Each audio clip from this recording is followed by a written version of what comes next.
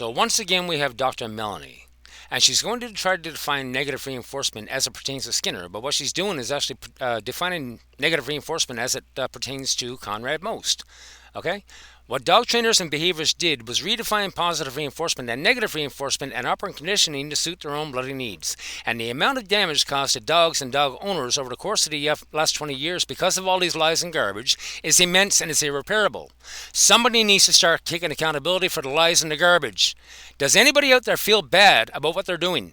Does anybody feel bad about the owners' lives destroyed and the millions of dogs that have been killed behaviorally by a bunch of people that can't define the word behavior? Let's have a listen to her. And this is going to be a very short video. Negative reinforcement is one of those concepts that people love to misunderstand. Especially dog trainers and behaviorists. Let's hear her define negative reinforcement as it pertains to what she believes is Skinner. It doesn't mean punishing a dog or making its life miserable. Yes, it does, and we're going to get into that. Instead, it's all about subtraction, removing something unpleasant to increase a specific behavior. Really? And you blame B.F. Skinner for that definition? Let's take a look at B.F. Skinner and pull up some quotes from his book, shall we? First of all, from 1930s, Behavior of Organisms. This is one paragraph. A special case arises when the withdrawal of negatively reinforcing stimulus, which yields another kind of pseudo-reflex. For example, a tendinizing shock to the dog's tail be discontinued as soon as the dog lifts his front foreleg. The discontinuance of negative reinforcement acts as a positive reinforcement. Okay?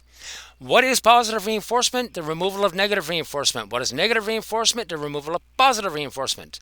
What is positive reinforcement in reality? Is your operant conditioning. It's all of your hopes and desires, needs, wants, and your desire to stay safe, your desire not to die. And what is your response in order to not to die? It's your fight or flight response. Let's get deeper into it.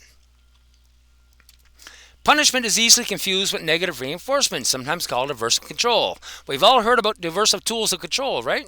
The same stimuli are used, but negative reinforcement might be defined as the punishment for not behaving, but punishment is designed to remove a behavior from a bloody repertoire, whereas negative reinforcement generates behavior.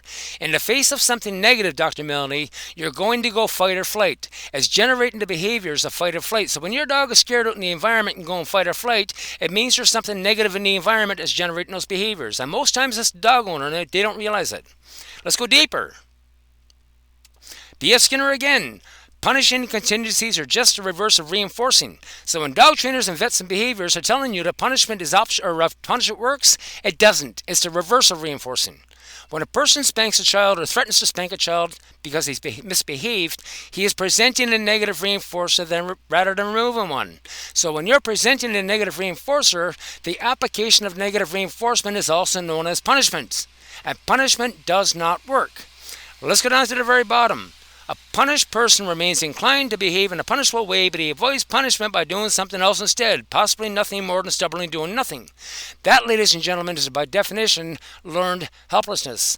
People don't realize how much they apply negative reinforcement and punish their dogs. That's the reality. And the problem is, when your dog is standing there stubbornly doing nothing, the problem is it's actually being punished in more ways than you can understand. And it's sitting there stubbornly doing nothing because are you going to punish me for something that you didn't punish me for in the past? Are you going to let me do something for something that you punished me for in the past? This is the reality. Negative reinforcement is not removing things, and positive reinforcement is not adding things. Positive reinforcement is such a deep subject with a huge dark side, but yet all society knows that positive reinforcement is a result of all this garbage is have a treat and adding things. And from a psychology perspective, that's absolutely terrifying. This garbage needs to stop, ladies and gentlemen. Somebody needs to start taking accountability for the millions of dogs that have been killed because of this garbage.